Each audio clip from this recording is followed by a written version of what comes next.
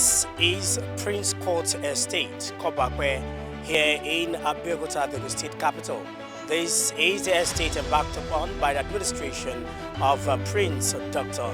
Dapo Abiodun. It was actually commissioned by His Excellency, the President of the Federal Republic of Nigeria, President Muhammadu Buhari, earlier this year. This particular Prince Court Estate, the first one, has about 150 housing units, and they have all been allocated. There is also phase 2, and that also has 150 units, and you have 300 units in both phase 1 and phase 2.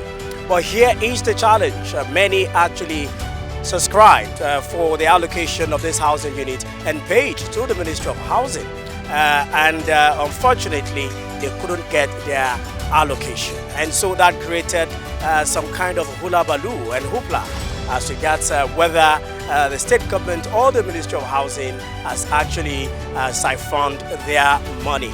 But as it were, Wave News Network has carried out the necessary investigation, engaged the Ministry of Housing to confirm that the oversubscription of the Prince Court Estate, the phase 1 and phase 2, is only due to the fact that the people themselves, those who see the sincerity in the affordability of the housing unit embarked upon by the ministry at Kobape, and so they are trying to restore the confidence and of course repay their faith by constructing new housing units, and so there is a phase 3.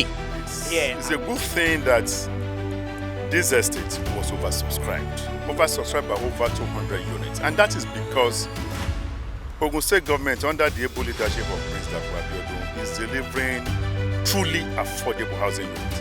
And as a matter of fact, our problem is not even to sell, but to meet up with the growing demand. And because of that peculiar challenge, which is a success story, we are here to deliver the next phase. However, let me state categorically that when you are faced with this type of challenge, which is as a result of the success of the scheme, the ideal thing is to do your allocation based on set parameters. And what are those set parameters? The set parameters are based on fairness and equity. And to that, we did the allocation of the first batch based on first come, first served basis, and also giving preference to civil servants who took mortgage loan and they're already deducting that mortgage loan. So it's just fair enough that we give those people the first right of allocation. And that's what we have done. And at the end of the day, 300 beneficiaries have got their keys. You could see that some of them are even moving in.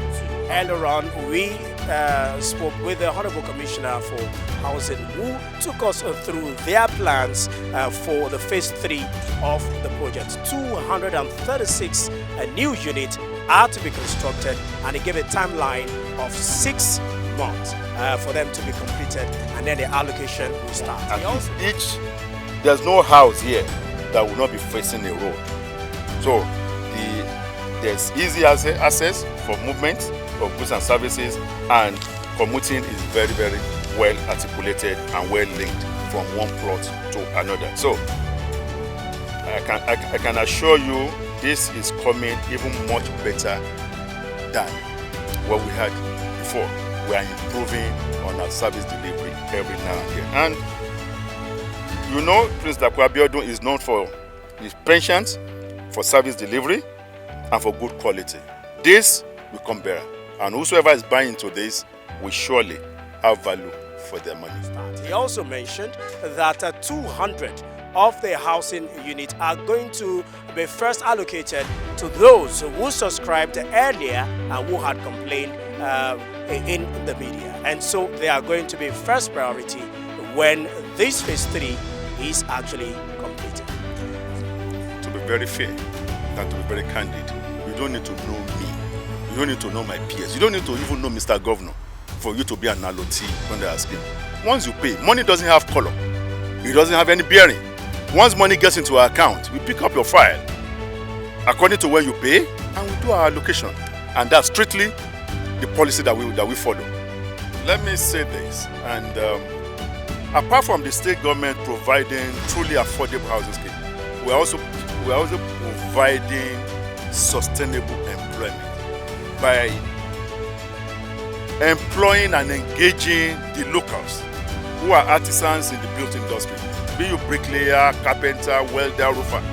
We have planned to engage all of them. And mind you, like, we are doing this on direct labor basis. We have cut off the middlemen. So we are going directly by providing daily means of sustainability, daily wages for the artisans that we're getting here. And it's Toby Joseph reporting for Wave News Network.